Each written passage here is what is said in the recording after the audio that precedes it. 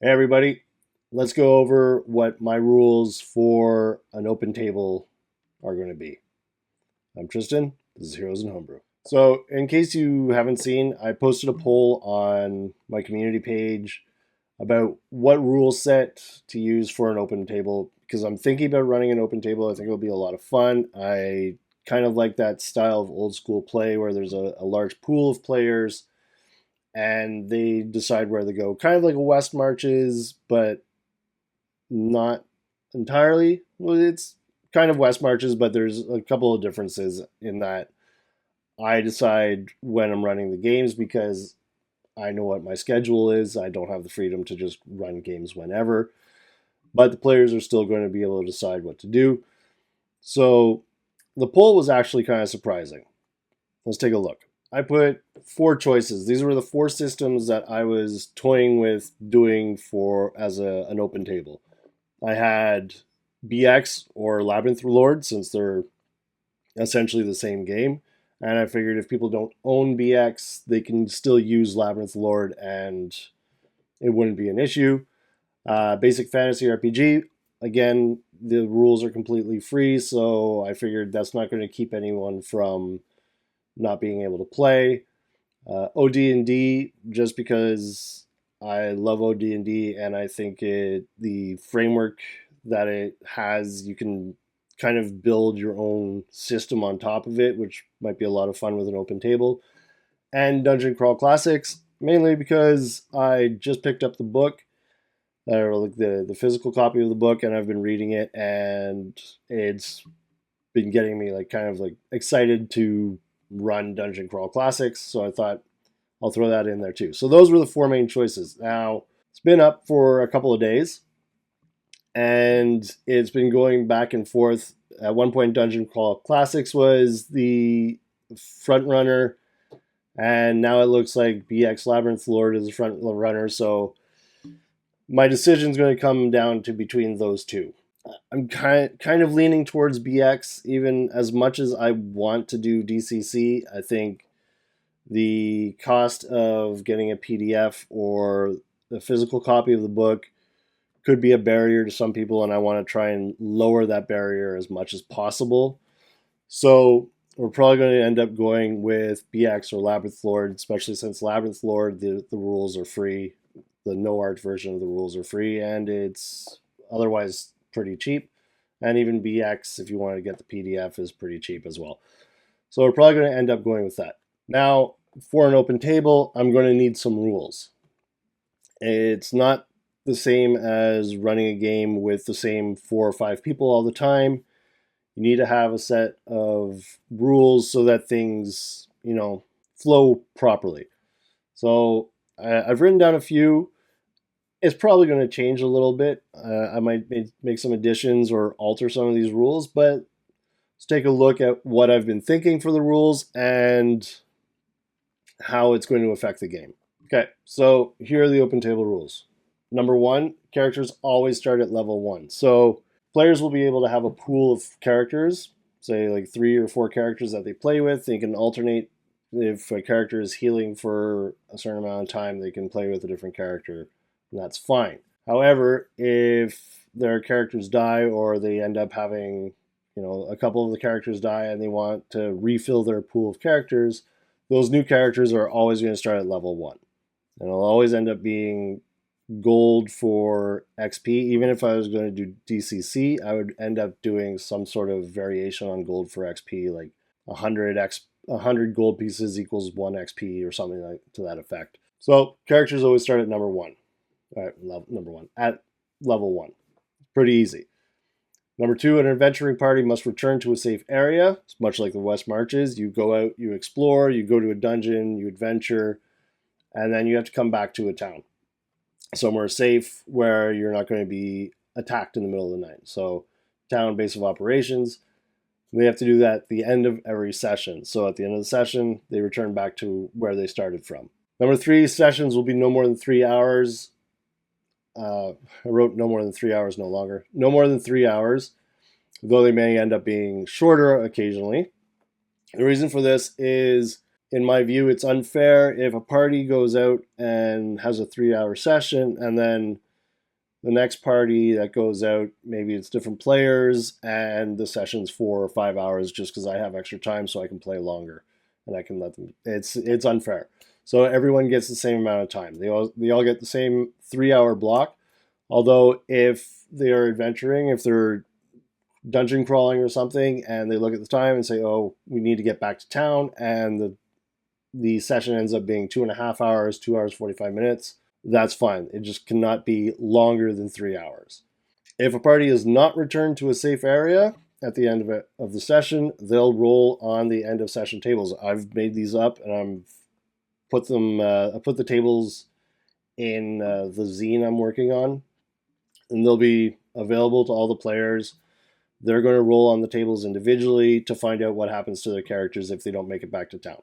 A lot of the results on these tables are they get back to town, but there's some sort of penalty, like they've lost their gold, they've lost equipment or whatever. And some of them are you died, you got attacked by this or that, and you're dead. So the reason for this is it makes time, real world time, another resource that needs to be managed by the party. They need to keep track of time and decide whether it's worth it to push on and try and get a little bit more gold, try and like search one more room in the dungeon, or if they need to turn around and start making their way back to town. The number 5, the referee always rolls in the open, so this makes things fair. It shows that referee is a fair judge, an impartial judge of what is going on. All their rules are in the open, and play continues based on those roles. There might be certain circumstances where the referee needs to roll behind the screen, like say if he's rolling to see if a trap activates, if maybe a thief is doing something and they shouldn't know if they succeed or not.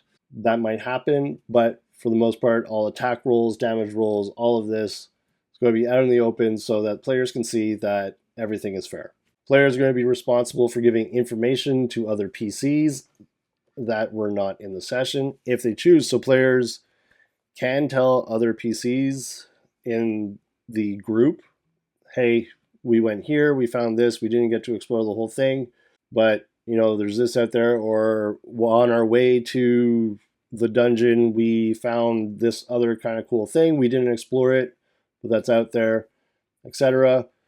And they can share this information with all the other PCs. And it sort of creates like this guild of adventurers that are learning from each other and figuring out how best to maneuver in this world. Number 7, players will decide where they want to go and what they want to do, and the referee will decide on the session date and time.